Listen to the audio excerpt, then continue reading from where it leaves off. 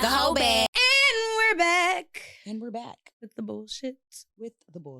And we're happy. Okay, so if y'all don't know, these episodes are pre-recorded. So it is Juneteenth today. By the time you guys watch this, it won't be Juneteenth anymore. But we are fucking happy because we're black and it's a nigga holiday. And happy holidays to you niggas. I hope y'all do some nigga shit and eat some nigga food and just have a good ass motherfucking nigga time.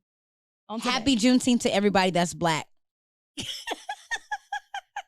And I'm also going to say happy Pride Month because this kind of leads into this for black kids. So, yeah. So today we're talking about Dear Black Parents. Ooh, I'm a black parent, by the way. Y'all ain't know. But in more so, I think we're addressing, yes, we want to address current parents, but we want to talk about the parents that don't realize that their kids are grown. We talking to y'all. Because listen, y'all ain't paid nan bill in my house. Then I don't want to hear it. Those parents. So the first thing we're going to get into is, of course, Twitter news. And I'm going to bring up some old Twitter news. If y'all can see my shirt, it says, "I will break your neck, nigga. Don't you ever disrespect me, Kirk Franklin." So if you guys do remember, you know, him and his son were going back and forth. Definitely people were saying how they felt about Kirk Franklin, being a quote unquote man of God. How could he cuss his son out like that? B, that's his son. He should show respect for his dad. Why would you talk to your son like that? My opinion on that is, and still is, regardless of how old you are, you know, I do get it, respect your parents. But at the same time, kids didn't ask to be here. I don't care if you 2, 10, 12, 34, or 55. That child still did not ask to be here. So that whole respect thing is on a thin line when it comes to me. By the way, my nail is broke, so y'all, judge your mama.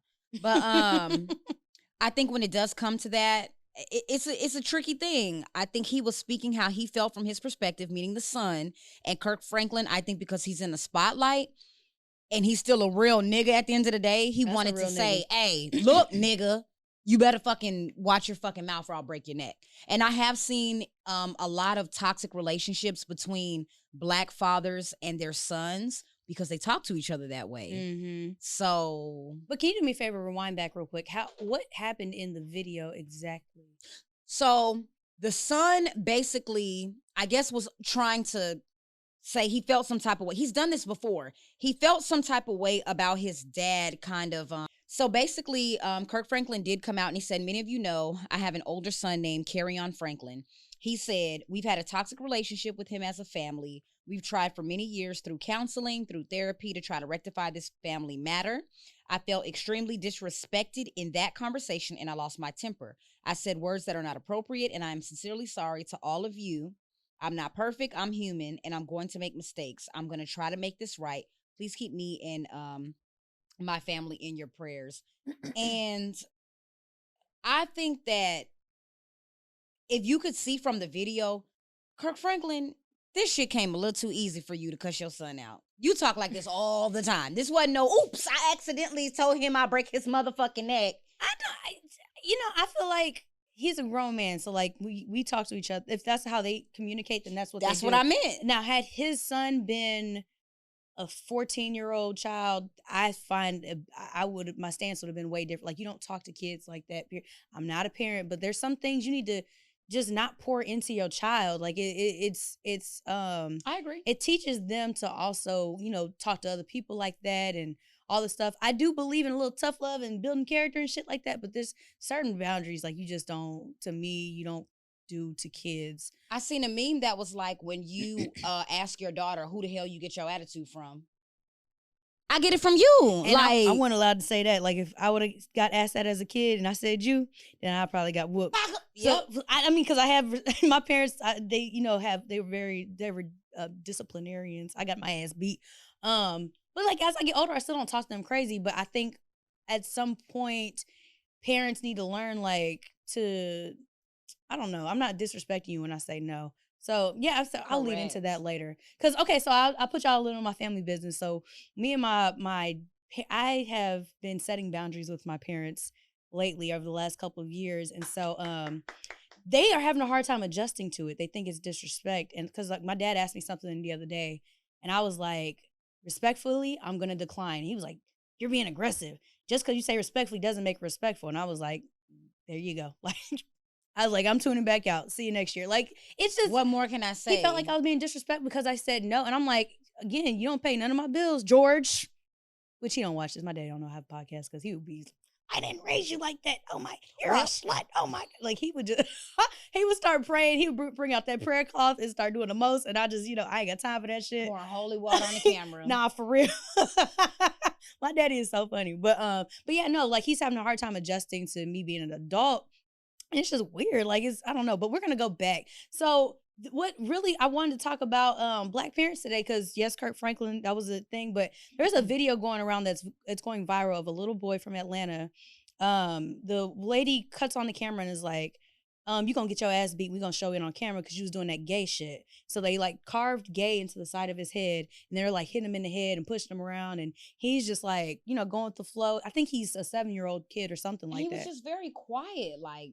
Right. That shit made me want to, like, I even talking about it right now makes me want to cry. It was really triggering when you watch it. And then so the lady cuts the video and she was like, dear Black parents, this is why, kids don't come to Thanksgiving. This is why they're hostile towards you. This is, all these things. And it's just like, why are you sitting up here, I don't know, trying to humiliate your child and then beat the gay out of him? I don't get that shit. You cannot beat anything out of anybody. I don't know why they don't understand that. Right, you can't. And guess what? If he's just not going to do it around you, he's still going to do the shit later. He's still going to be a queen and for the gods and all that shit later. Like, just accept your child. Foster a healthy relationship to where your kids can talk to you. Because when you come at them aggressively, that's when they learn how to be more sneaky. That's when they really start disrespecting you on the back end. Those are those kids that are in school always acting the fuck up because they can't act like themselves at home. Or you do have the other side of that where they end up shutting down, and those are the ones that unfortunately become suicidal. Facts. And then as a parent, you're going to really, really, really, really, really eat yourself up for the rest of your life. Because you're going to know in the back of your head they did that because they couldn't come to you because you were unaccepting. It's so sad. And I saw a meme today. It was like, y'all suck at being parents because y'all didn't really want these kids. Y'all wanted that nigga. So it makes sense. Like, some of these people had these kids and they weren't ready to pour into a child. And I get it. Young people have kids all the time and we're still developing and shit. Damn, but like, that's a hard pill to swallow, ain't it? You don't like your kid. Like, you just was having fun and you got caught in the sauce, literally. But yeah, you had that baby because you thought that was gonna keep him. Keep a and nigga. Now he done left you and the kid, and the kid looked like your baby daddy, and now you hate pissed him. off all the time.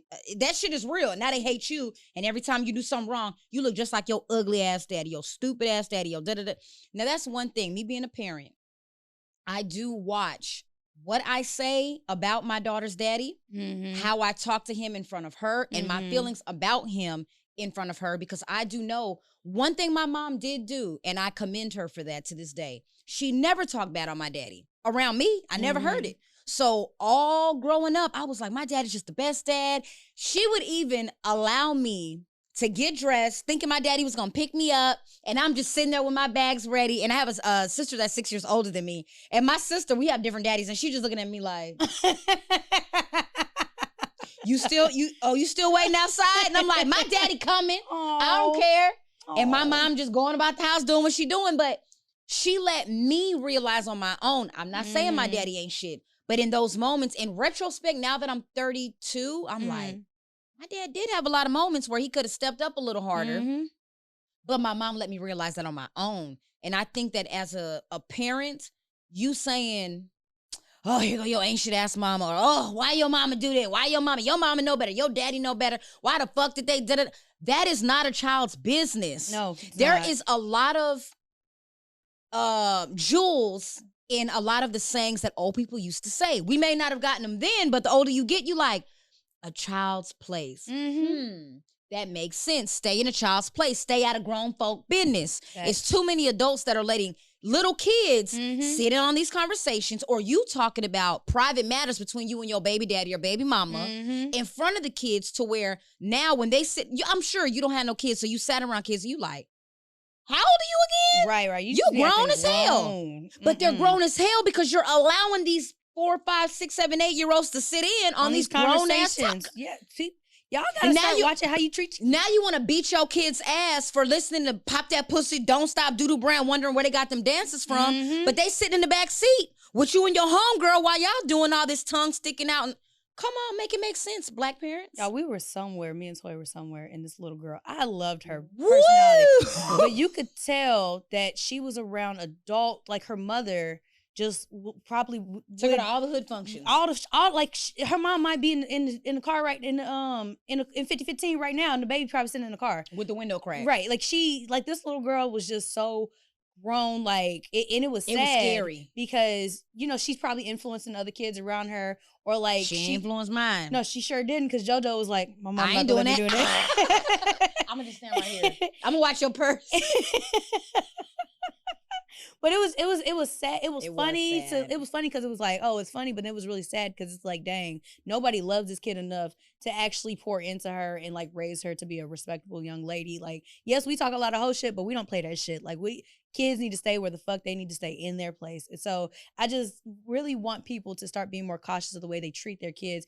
And then I wanted to ask you as a parent. So if I see something like that a parent is doing that I think is detrimental to a kid's health, or mental health, or something like that, how do you interject? Because I know my daddy be like, you can't tell me how to raise my kids. So how do you? That is a touchy topic. I think it depends on what it is, and it depends on, it's not about the message, it's on the messenger.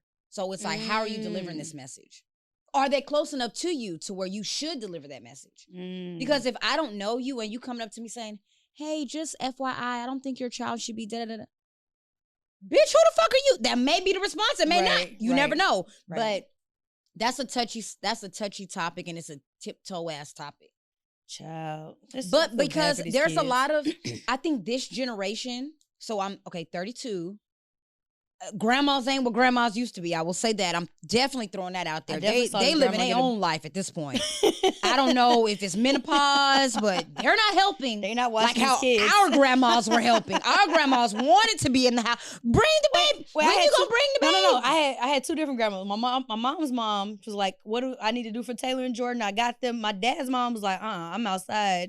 You find you a babysitter. Like, shit. It started with the generation before, so we not blaming us. Okay, we gonna blame the great grandmas. The great grandmas was sitting in the house asking, when you gonna bring them kids by here? Okay, these motherfuckers like, I ain't raising no baby, so you bet not get her pregnant.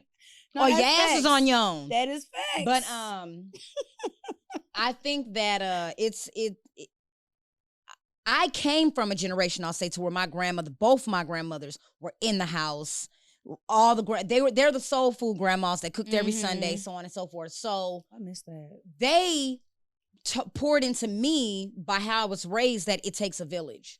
So now I still have that same, idea that it takes a village. So although I don't believe in y'all whooping my kids, that whole shit where they were trying to bring whooping kids into school, kill you if you put your hand on my child. Only because I know of mental diseases. You may have had a badass week, month, or whatever, and my baby be the icing on the cake, and you take all that shit out on her, I will fucking kill you. And I stand on that shit. I will kill somebody behind my child. Yeah. But I do believe in, auntie, uncle, cousin, whatever, we're family, or best friend or whatever. You can come to me and be like, hey, and my friends do. They'll I text my friend the other day like, hey, did you know your cousin cuss? Because JoJo, I'm looking through her phone and this conversation is wild. I screenshot and sent it to her. I said, but don't tell her mama though, because I know her mama crazy and she'll probably beat her ass. I said, because my baby's about to be 10. I started cussing when I was 10. I said like little cuss words like ass, shit, damn. Wasn't no bitch and fucking. I wasn't there yet. Yeah, I wasn't doing that at 10. I think that we're the type that can put ourselves in our ourselves in our kids' shoes and be like, okay, I'm not gonna go as hard because I can relate. So let me have a calm conversation with her about it or him. Versus our parents raising us and be like, oh, you think you grown? And just everything was with a fucking ass whooping. Let me tell y'all something. George Reynolds does not fucking play. Neither did my grandma, girl. I think he smelled, one time this nigga smelled some, so we went to go hang out at like the teen center or something. We went to the movie theaters, but then I stopped through the bowling alley on my way back down base because I used to be a military child. So when you stop through, people were smoking. So my dad smelled the smoke on me, and then I lived on a base, so like if you don't have your ID, you can't come back in. So I always had to be in during when the street lights came on, and I couldn't get back on base because I didn't have my ID. And so by the time I came in, plus allergies. It's cold outside. I used to live in Germany, so my eyes are dripping. I come in the house. I'm like, hey, Dad, like I'm stuck outside. Can you bring my ID? I don't have it, whatever. So he picks me up. He's like, it smells like smoke. And I was about to say something. That nigga smacked the shit out of me. I lost my earrings that night. Still ain't been able to find them. And I'm just like, dang, like you could have had a conversation with me. I was upset about a lot of things for a long time. And I get that some black parents, you know, or parents, period, just will whoop their kids. But I think some things you can have a conversation. Were you smoking? Why do you smell like smoke? Right. Why didn't you have your ID on you? I could laugh about it now. I was pissed because the kids saw me get my ass slapped. So it's just like, and I also think I have this thing. So I have this one friend. She says that her husband isn't allowed to hit the girls. He can hit the boys, but she doesn't want her kids, her daughters, to think it's okay for a man to hit a woman after a certain age. What do you think about that? I think that a lot of little girls, and I put myself in those shoes. My dad never hit me. I got my ass beat. He never hit me. And my dad was in the military too. But I was a crybaby. So anything he would, I think my disappointment came from my dad. So like my mom or whoever could be like, so my mom and dad divorced when I was 2. So that's 2 totally different situations. When I was with my dad, all he had to do was say, Toya, bring your ass in here. And I was already shook. And he would say something. It was just like, oh. I was disappointed. You know, I felt bad because I disappointed him. So then I would start crying and I probably didn't even get right, but he didn't have to hit me because it was just like, and I think dads see that in little girls, so they don't want to hit them. Maybe. I mean, so. It's so funny because that nigga, he got amnesia now. He be like, I've only ever hit you twice in your life. That's the only times you got caught, nigga. But my grandfather too. My grandfather, which is my mom's dad, him too. I don't know what it is about that baritone, that bass. What? I was a good kid though. That's the crazy part. Like I was the kid that like whenever parents like were like, who y'all you with? If Taylor could go, then I was a good kid. So the kids wanted their kids around you. Yeah. So like for me to have gotten whoopings, it was just like, nah, think about it. Why did I get these whoopings? So I wasn't allowed to do right. I wasn't allowed to do stuff in the house. So when I went to school, because I went to school an hour away, I acted a fool. And like I would skip school and stuff. I wasn't doing nothing when I skipped school. I would just literally skip school and go to like Burger King or some shit. Like, can we touch on that real quick?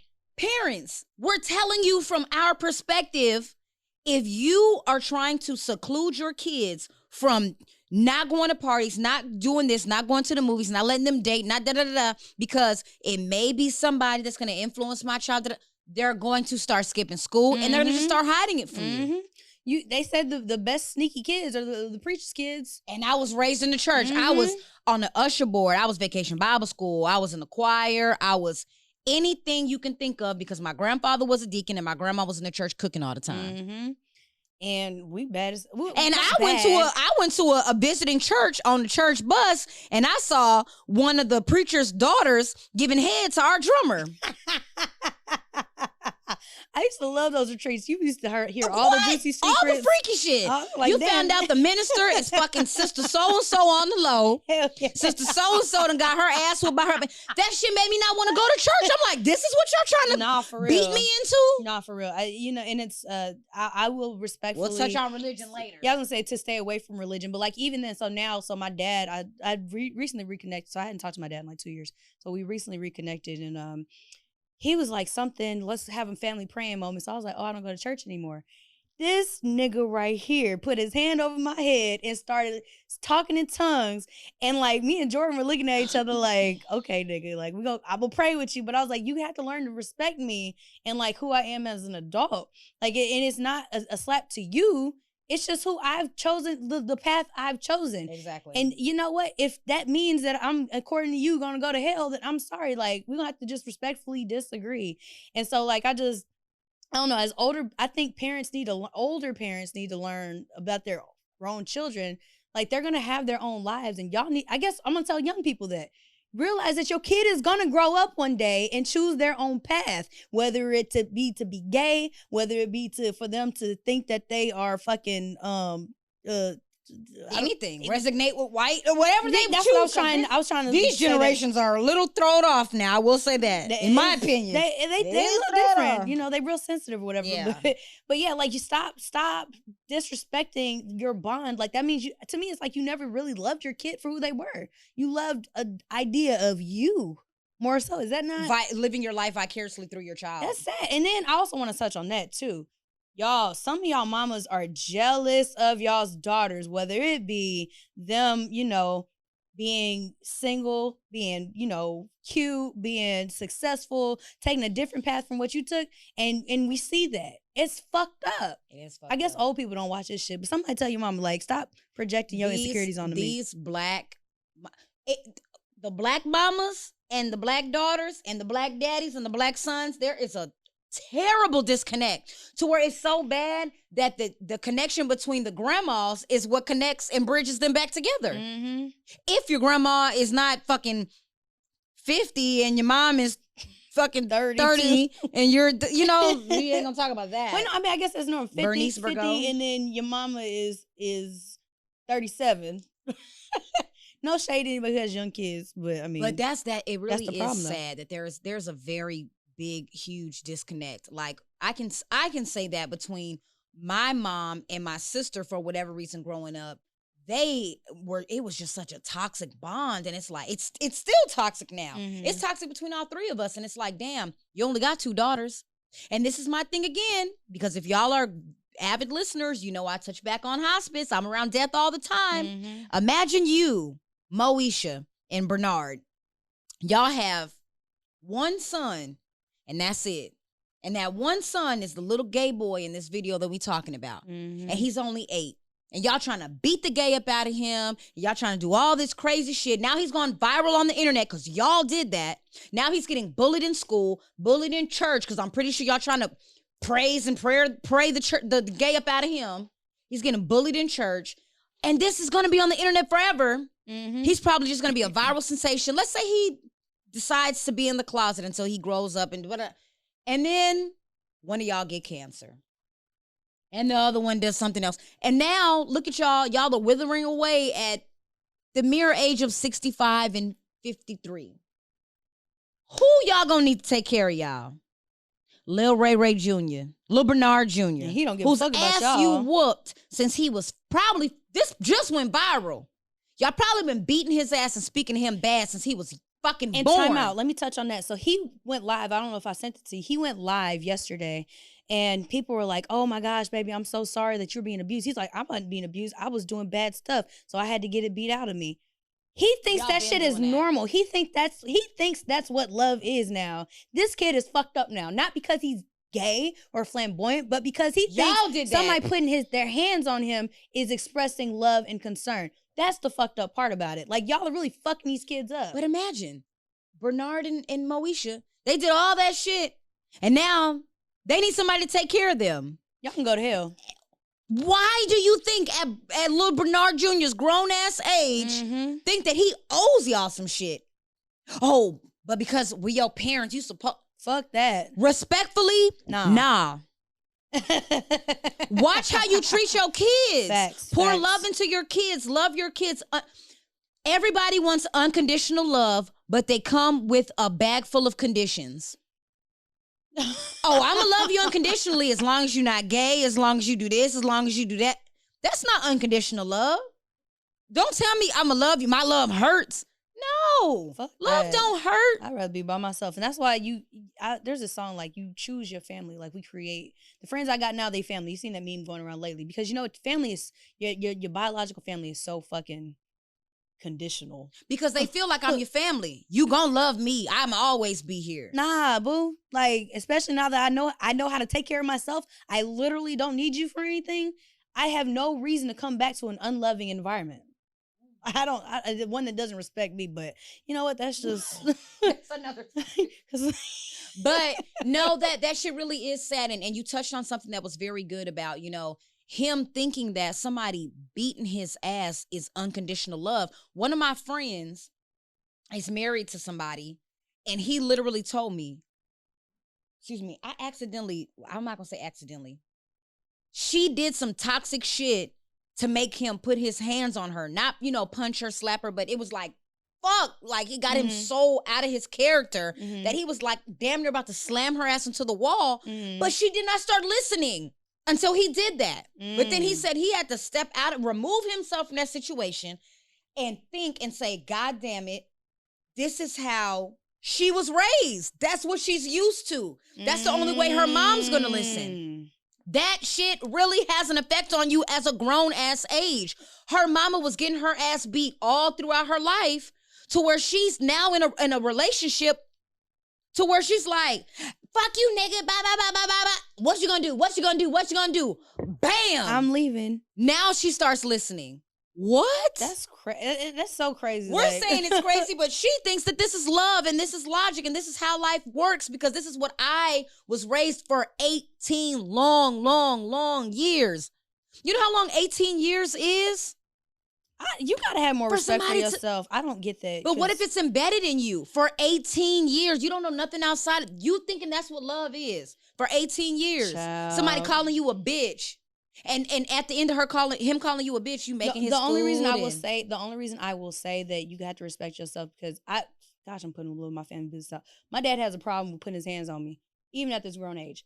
I will not tolerate that from any motherfucker. Like do I love my dad? Absolutely. Does he love me? Absolutely. Does he have a problem keeping his hands to himself? Absolutely. I'm not tolerating that from nobody. So, but I knew that I wanted a certain amount of respect, and I knew it didn't come from physical aggressiveness. I knew that it just came from like something mentally, and that's where a lot of people, black parents, y'all not connecting. But I think you care about your actual mental health matters. Mm-hmm. Yeah, even if you think about the black community, we don't tap into therapy at all. We don't tap into actually understanding what mental health matter means at all. You do, so that's how you can disconnect yourself with that shit.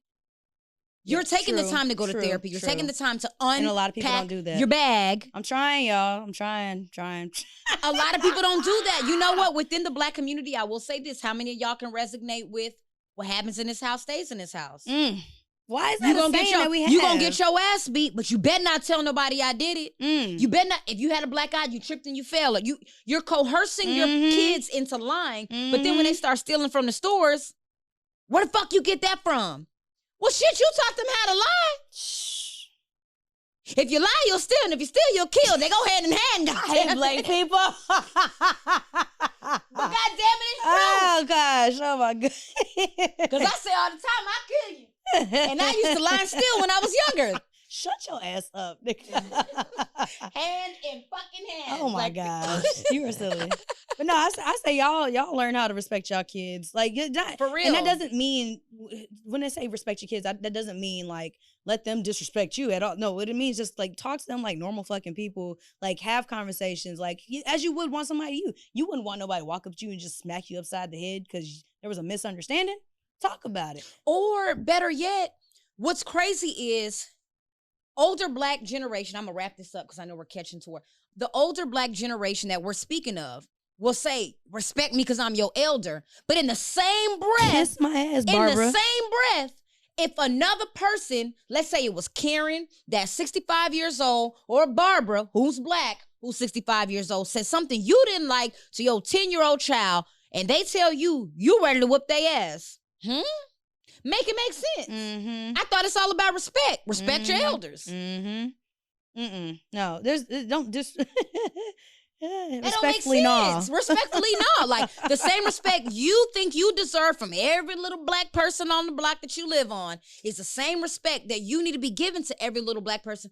Respect is given when respect is earned. And that shit just needs to go like yin and yang. And then once you teach that to kids, they will grow up respectfully. It's going to pour into every little kid they're around. And that it's sowing a seed into your child, literally. Yes. You're sowing seeds into your child. Man, so when you abuse your kids, when you talk ugly to your kids, when you cuss around your kids, the music you listen to, the food you eat, all that shit builds one big toxic ass adult, and they breed little toxic ass kids will grow into toxic ass adults. And we got toxic ass people all going viral on the internet, and we got toxic ass people, like you say, creating. Yeah, it's just fucked up. It's a cycle. Let's break the cycle. Please. One thing I appreciate about our generation, we're actively trying to break the cycle when it comes to credit, debt, voting, suppression, anything you can think of, being outspoken, podcasts, anything you can think of. We're trying to actively sit down and say, wait a minute, what the fuck is this? The fuck? Then dig a little deeper, find the root, and pull that motherfucker up and hold it out like this. Child. What's going on with this? What is this? So black parents, what is this? So what's your whole tip? Ooh, child. Being that I'm a Black parent, I'm going to say, and it's something that I'm actively working on, my whole tip is patience. Because I am one of those parents that, whoo, Taylor, you know. I done came to her in tears and snot, like, I will say Toya thinks about everything. Like she doesn't react like most Black parents do. I will cry. Like immediately. She thinks about her decisions before she does them. And I respect that about you. If like when I become a parent, I'm gonna take a lot of advice from Toya. No, seriously. So this is getting off topic a little bit. Reason why I was like, I'm not ready to be a parent. I was borrowing Toya's dog one day.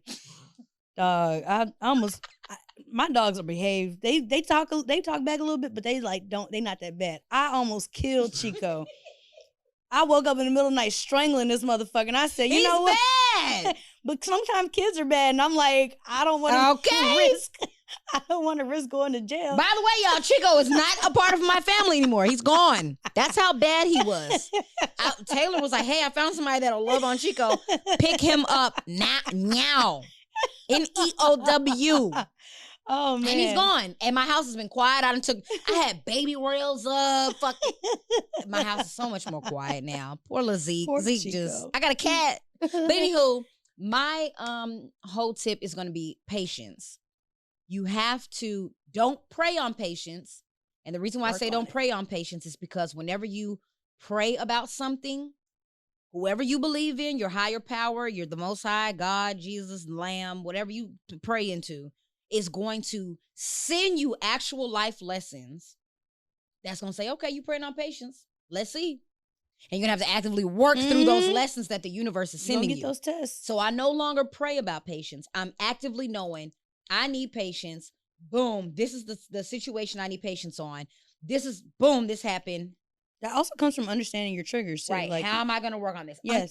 Whole tip. Let me understand my trigger. My trigger is patience. I'm actively working on not fucking flipping off the handle and going off the deep end, because as a child, I know that I did not react well to that. So why in the fuck as a parent would I do that to my child? And JoJo just look at you with the resting bitch face. She will. Like, she's be unbothered. I don't know if she's like taking it in or she's unbothered. I don't know. She's unbothered. Like, I have a child that I'm a Gemini. She's a Sag. She was staring Her to your dad's soul. an Aquarius. So look at that mix. So I will say, girl, she goes from like, it's kind of scary. And actually. not even say anything. I'll be like, this is my favorite thing. Am I talking to the freaking wall? No. I'm like, ooh. So this statement, Kirk, I understand how you cussed your son out, because there's been many days where my 9-year-old has seen me say, you mother, whoo, and I just walk off like, I'm going to call you a B word, but I'm not, because I respect you. You're a little queen. Listen here, you little black queen. Get your smart, brilliant ass up. Hey, go get my goddamn bell. Let me stop. Okay, we're gonna wrap this up. So my only whole tip is, Black parents, stop checking my motherfucking mail. If it's coming to your house, it's for a reason. I will come pick it up, okay?